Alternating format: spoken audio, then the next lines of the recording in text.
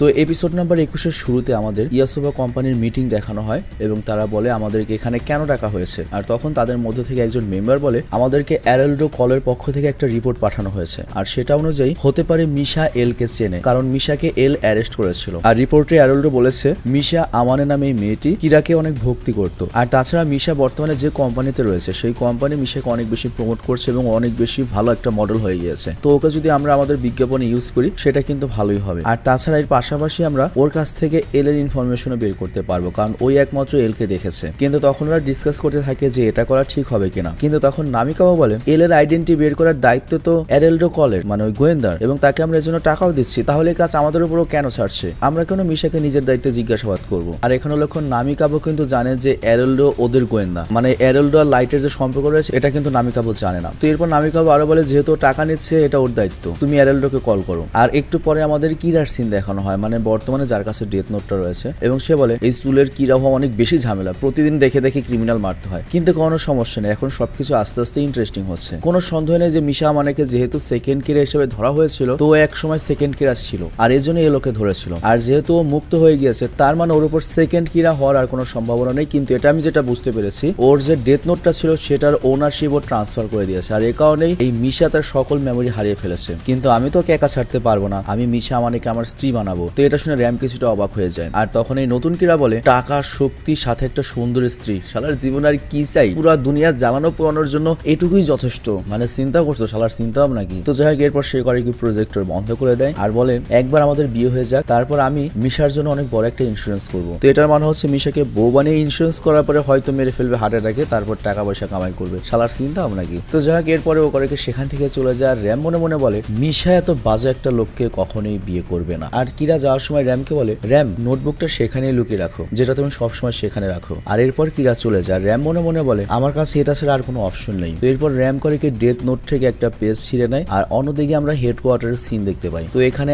আইবার মিশা দুজনেই interview practice করছিল যে ওই কোম্পানিতে গিয়ে কিভাবে প্র্যাকটিস করবে। আর এই আইবারও কিন্তু অ্যারেলডো কল মানে অ্যারেলডো কল সেজেছে আর কি। তো যাই হোক মিশা এখানে ওভার অ্যাক্টিং করছিল, বুঝছো তো মেয়া মানুষ। তো এল তখন বলে মিশা সিরিয়াস হও, এত ওভার অ্যাক্টিং করার কি প্রয়োজন? তুমি ওখানে প্রেম করতে যাচ্ছ না। তো যাই হোক এরপর আমরা দেখি মোগি মিশাকে নিয়ে ওই ইয়াসোবা কোম্পানিতে যাচ্ছিল ইন্টারভিউ দেওয়ার জন্য। তো এখানে গাড়িটা দেখো, জাপান কিন্তু পুরো পৃথিবীর প্রায় 30% গাড়ি উৎপাদন করে। টয়োটা, মিতুসুবিশি, হোন্ডা, লেক্সাস, নিশান সব বড় বড় ব্র্যান্ড ওদের, কিন্তু তারপরেও এখানে মার্সিডিজ বেঞ্জের ওরা গাড়ি দেখাচ্ছে। বিষয়টা আমার খুব অবাক লাগলো। তো যাই হোক এরপর মিশা বলে মোগে তোমাকে এত চিন্তিত লাগছে, তুমি একটু উচ্ছ্বাসিত থাকো যেমনটি মিশার ম্যানেজারে থাকার কথা, কারণ মিশা তো অনেক উচ্ছ্বাসিত একটা পার্সন। মোগে তখন বলে আমার এসবের অভ্যাস নেই, কিন্তু আমি তো কিরা ইনভেস্টিগেশনে রয়েছে। আচ্ছা ঠিক আছে আমি এখন ট্রাই করছি। তো এটা বলে মোগি করে কি দাঁত কেলান দেয় এবং বলে মিশা আমানে ম্যাডাম আজকে আপনার ইন্টারভিউ, আশা করছি আপনি সিলেক্টেড হয়ে যাবেন এবং তারা আপনাকে অ্যাডে নিতে রাজি হয়ে যাবে, আর পাশাপাশি আমাদের মিশনও পূরণ হবে। তবে যাই করো নিজের দিকে খেয়াল রেখো। মিশা তখন বলে তুমিও তোমার খেয়াল রেখো যাতে তোমার উপর কেউ সন্দেহ না করে, আর দাঁত এরকম সবসময় কেলিয়েই রাখবে। তো যাই হোক ফাইনালি ওরা ইয়াসোবার বিল্ডিং এ চলে আসে আর মোগি তখন বাইরে ওয়েট করে আর মিশা ভেতরে চলে যায়। তো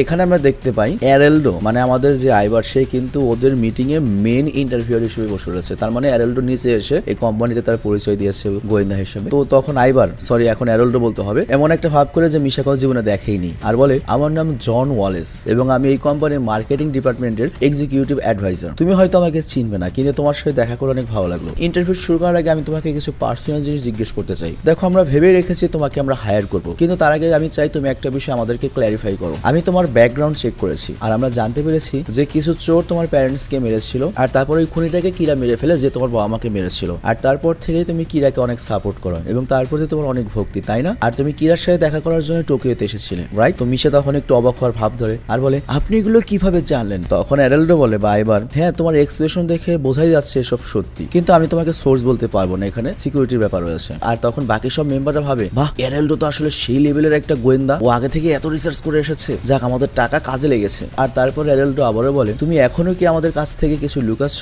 যেটা তুমি কাউকে বলতে চাও না? মিশা তখন মনে মনে বলে হ্যাঁ এখন আমার পালা চলে এসেছে, এখন আমি চুপচাপ থাকবো আর নিজেকে নার্ভাস দেখাবো। আর তখন অ্যারেলডো আবারও বলে তুমি কথা বলছো না, তোমাকে এল অ্যারেস্ট করেছিল তাই না? তুমি কি বলবে কি হয়েছিল? কারণ দেখো আমরা যে মেয়েকে আমাদের কোম্পানির অ্যাডভাইজার বা মডেল হিসেবে নেব, পরে যদি সে কিরা প্রমাণিত হয় আমাদের কোম্পানির অনেক সমস্যা হবে, রেপুটেশন নষ্ট হবে, তো এই জন্য সত্যি বলো। তো মিশা তখন বলে আচ্ছা ঠিক আছে আমি সবকিছু সত্যি বলছি, হ্যাঁ আমাকে অ্যারেস্ট করা হয়েছিল, কিন্তু আমি জানি না সেটা আসলে এল অ্যারেস্ট করেছিল নাকি কোনো পুলিশ অফিসার। আর আমাকে কিরার ব্যাপারে অনেক বেশি প্রশ্ন করা হয়েছে, কিন্তু আমি সেকেন্ড কিরা নই, আর আমি সেকেন্ড কিরা নই সেই জন্যই তো আমি বাইরে মুখ মুক্ত অবস্থায় রয়েছি, এখানে রয়েছি, তাই না? তো তখন অ্যারেলডো আবার জিজ্ঞাসা করে, তুমি কি এলকে দেখেছিলে বা কাউকে দেখেছিলে যারা তোমাকে বন্দী করেছিল? মিশা বলেন, আমার চোখ সবসময় বাঁধা ছিল। আর তখন অ্যারেলডো বলে, তাহলে তোমাকে যখন জিজ্ঞাসা করা হয়েছিল বা জিজ্ঞাসাবাদ করা হচ্ছিল তখন নিশ্চয়ই তুমি এলের আওয়াজ শুনেছো, তাই না? মিশা বলে, না, সে আমার সাথে স্পিকারে কথা বলেছে। আর তখন মানে যে মেইন কিরা, যেটা চুল লম্বা লম্বা, ও বলে, এসব কি চলছে? আমার কাছে তো মনে হচ্ছে না এটা ইন্টারভিউ চলছে, আমার কাছে তো দেখে মনে হচ্ছে এটা তদন্ত চলছে। আমি বিরক্ত হয়ে গিয়েছি, এখন একটু ব্রেক প্রয়োজন, জানি না কতক্ষণ চলবে। তো এরপর ও বাথরুমে চলে যায় আর তারপর ইন্টারভিউর একটা ব্রেক দেওয়া হয়। আমরা দেখতে পাই মিশা বাথরুমে গিয়েছে আর তখনই পেছন থেকে র্যাম আসে এবং ডেথ নোটের প্রেস করে কি মিশার হাতে টাচ করায়। আর এর ফলে মিশা র্যামকে দেখতে পায়। তো মিশার তো কোনো স্মৃতি নেই, র্যামকে দেখলে তো ভয় পেয়ে ভূত দেখার মতো চিৎকার করবে। তো মিশা যখন চিৎকার করতে যাচ্ছিল র্যাম আগে থেকে ওর মুখ পেছন থেকে চেপে ধরে। আর র্যাম মনে মনে ভাবে শুধুমাত্র নোটবুকের পেপার টাচ করালে ওর আগের পুরো মেমোরি ফেরত আসবে না, কিন্তু এখনকার মতো অন্তত আমাকে দেখতে পারবে। তো মিশা তখন ভাবে এটা কি একটা মনস্টার?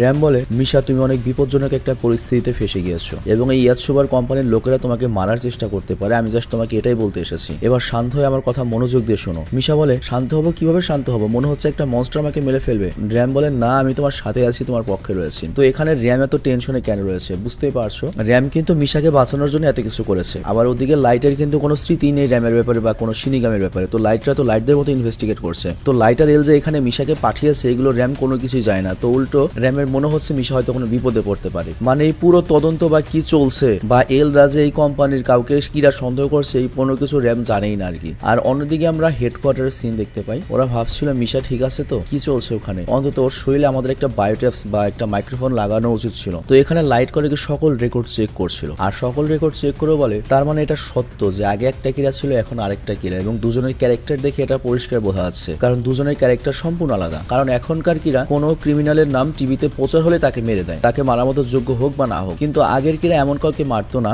যে মৃত্যুদণ্ড ডিজার্ভ করে না। যেমন ভুলবশত যদি কাউকে অ্যাক্সিডেন্ট করে কিংবা মারার পরে যদি সে কর্মের জন্য অনুতপ্ত ছিল এরকম কাউকে ওই আগের কিরা মারতো না। এবং আমি যদি কিরা হতাম তাহলে সত্যিই আগের কিরার মতোই করতাম। কিন্তু এটা ভেবে তখন লাইটের আবার অদ্ভুত লাগে যে আমি আর আগের কিরা একদম একরকম ভাবি, কিন্তু এটা কিভাবে হতে পারে, আমি এটা কি ভাবছি, আমি কি কিরা? না, আমি তো কিরা নই। আর এদিকে আমরা দেখি র্যাম মিশাকে বলে দেয় যে লাইট ইয়াগামি হচ্ছে আসল কিরা আর লাইট এখন কি করছে। মিশা তখন বলে, কিন্তু তুমি কে? তুমি আমার পিছু করছো কেন? তোমাকে তো দেখে মানুষও মনে হচ্ছে না। র্যাম বলে, হ্যাঁ, আমি কোনো মানুষ নই, আমি একজন শিনিগামি আর তুমি আর আমি একসাথে একসময় কাজ করতাম। মিশা তখন বলে, কি বলছো তুমি? আমার সাথে তোমার আগেও দেখা হয়েছে? আর লাইট কিরা কিভাবে? র্যাম বলে, ডেথ নোট এটা হচ্ছে এমন একটা জিনিস এটার মধ্যে তুমি যদি কারো নাম লিখো সেই মানুষটা মারা যায়। আর ডেথ নোট যখন লাইট ইয়াগামি সর্বপ্রথম পেয়েছিল সে ক্রিমিনালদের মারতে শুরু করেছিল এবং সে পৃথিবীর মানুষের কাছে কিরা নামে পরিচিত হয় যখন তার কাছে ডেথ নোট ছিল। তবে তোমার কাছেও ডেথ নোট একটা ছিল এবং তুমি শক্তির দিক দিয়ে কিরার চেয়ে অনেক বেশি শক্তিশালী ছিলে আর সেই শক্তির কারণে তুমি লাইট ইয়াগামিকে খুঁজে বের করতে পেরেছিল এবং তোমাদের মিট হয়েছিল।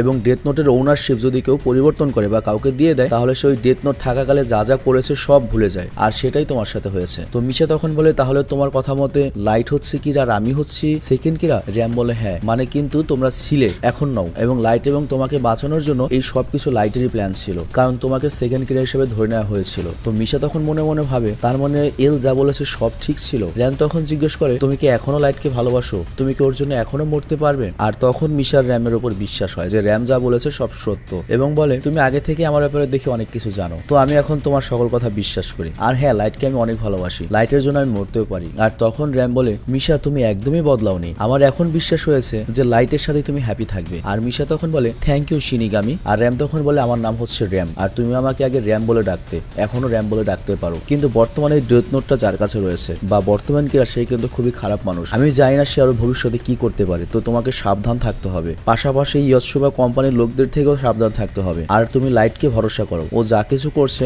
ওকে করতে দাও। তো তুমি যখন ইন্টারভিউতে ফিরে যাবে তুমি যার পেছনে আমাকে দেখতে পারবে, বুঝতে পারবে ওইটাই আসল কিরা এবং ওর উপর কোনোভাবেই ভরসা করা যাবে না, ওর কাছ থেকে 100 হাত দূরে থাকতে হবে। তো এরপর মিশা সব বুঝতে পারে এবং ইন্টারভিউ রুমে আবার ফেরত আসে এবং বলে, ক্ষমা করবেন, আমি আসলে মেকআপ ঠিক করছিলাম। আর তখন মিশার র্যামের বলা কথা মনে পড়ে যে র্যাম বলেছিল মনে রেখো তুমি ফিরে আসার পরে আমার সামনে যে লোকটাকে দেখবে সেটাই কিরা। তো মিশা তখন দেখে বুঝে যায় যে কিরাকে আর বলে, ও আচ্ছা, এর মানে হচ্ছে হুগুসুই কিরা। আর তারপর আমাদের আবার হেডকোয়ার্টারের সিন দেখানো হয় আর এখানে মিশা ফেরত চলে এসেছে আর মিশাকে অনেক ক্লান্ত দেখাচ্ছে। তো মিশা এসে গুড নিউজ দেয় যে ইয়াতসুবা কোম্পানি আমাকে হায়ার করে নিয়েছে ওদের বিজ্ঞাপন দেওয়ার জন্য এবং আমার সাথে 3 বছরের জন্য কন্ট্রাক্ট করে নিয়েছে। কত চমৎকার, তাই না? আমি এখন ওদের সাথে কাজও করতে পারবো, ইনভেস্টিগেটও করতে পারবো, মাঝখান থেকে টাকা কামাবো, ফাও, মানে এটুকু আমি ফাও আমি অ্যাড করে দিলাম আর। তো যাই হোক, তখন লাইট বলে, না, তোমাকে ইনভেস্টিগেট করতে হবে না, তুমি শুধুমাত্র কাজে মন দাও। তোমার সাথে যখন সেকেন্ড কিরা হিসেবে কথা বলা হবে বা এলের ব্যাপারে জানতে বলা হবে বা সেকেন্ড কিরার ব্যাপারে কথা বলবে, তুমি কিছুই বলবে না। মিশা বলে ঠিক আছে, তুমি যা বলবে তাই হবে লাইট। আর তখন কিরা যখন উপরের তলায় যাচ্ছিল ওর রুমে, মনে মনে ভাবে আমাকে নিয়ে এত চিন্তা করার জন্য ধন্যবাদ লাইট, কিন্তু আমিও তোমাদের এই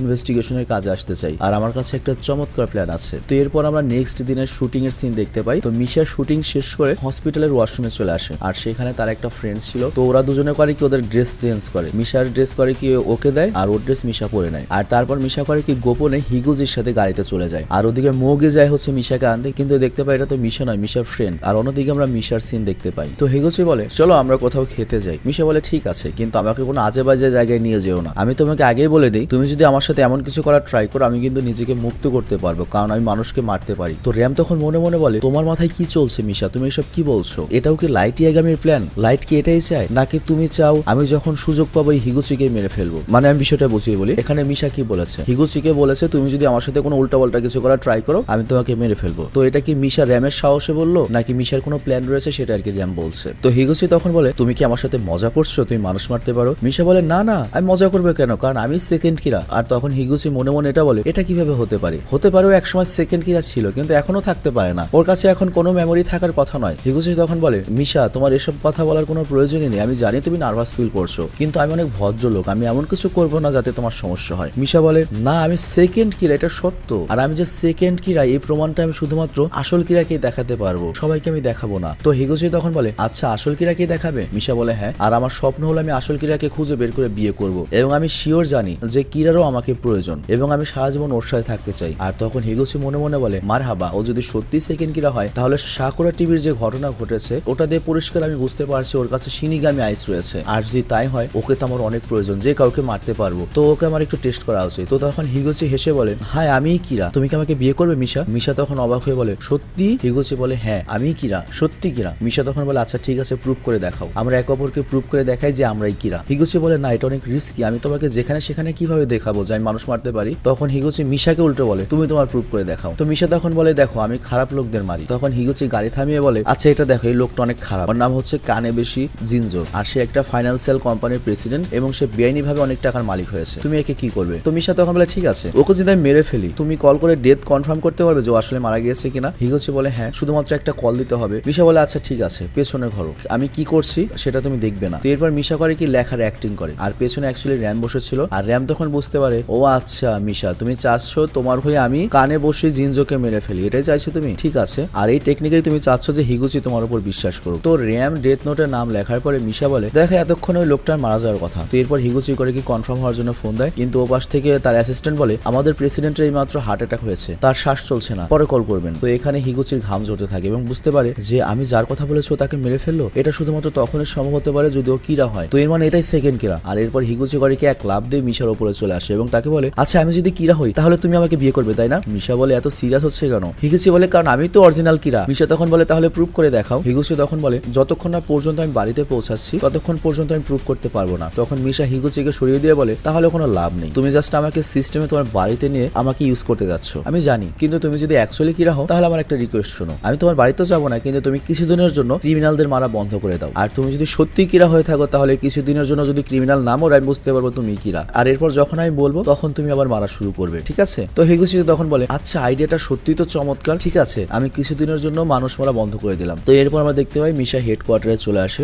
এবং সে ওদের সবাইকে ফোন রেকর্ডিং শোনায় যেখানে হিগুচির ওই কথাগুলো প্লে হয়, আমি কিরা এবং তুমি চাও আমি কিছুদিনের জন্য ক্রিমিনালদের মারা বন্ধ করে দিই, ঠিক আছে তাই হবে, যখন তুমি পুরোপুরি বিশ্বাস হবে যে আমি কিরা তখন আমরা বিয়ে করে নেব। তো এটা শুনে সবাই অনেক অবাক হয়ে যায় এবং মিশা বলে দেখেছো দেখেছো আমি বের করে দিয়েছি যে হিগুচি কিরা। মনসুর তখন বলে চমৎকার মিশা। আর ওদিকে মানুষের মৃত্যু নিয়ে চিপের যে টেনশন হচ্ছিল চিপও একটু শান্তি পায় যে এখন আর কোনো ক্রিমিনাল মরবে না, এবং চিপও বলে সত্যি তুমি অনেক চমৎকার মিশা। আর এদিকে লাইট করে কি এলের দিকে তাকায়, কিন্তু এল এখানে চুপ হয়ে পুরো বিষয়টা পর্যবেক্ষণ করছিল, এল এখানে কিছুই বলে না। তো এলের মাথায় হয়তো অন্য কিছু চলছে, বাট কি চলছে উই হ্যাভ নো আইডিয়া, কারণ বুঝতে হবে বাকি সবাই যদি চলে ডালে ডালে এল চলে পাতায় পাতায়, এবং ও এমন একটা কিছু কল্পনা করে যেটা আমাদের মাথায় আসবে না। তো যাই হোক এই পর্বটা দেখার পরে পরবর্তী পর্বে কি হচ্ছে, মানে এল কি উল্টো মিশাকেই সন্দেহ করে বসে নাকি বা পুরো ম্যাটারটা বের করে ফেলেন কিনা, এটা দেখার জন্য আমি অধীর আগ্রহে থাকবো, মানে তোমাদের মতো আমি অধীর আগ্রহ থাকবো কাল পর্যন্ত। তো ভালো থেকো, সুস্থ থেকো, টেক কেয়ার, আল্লাহ হাফেজ।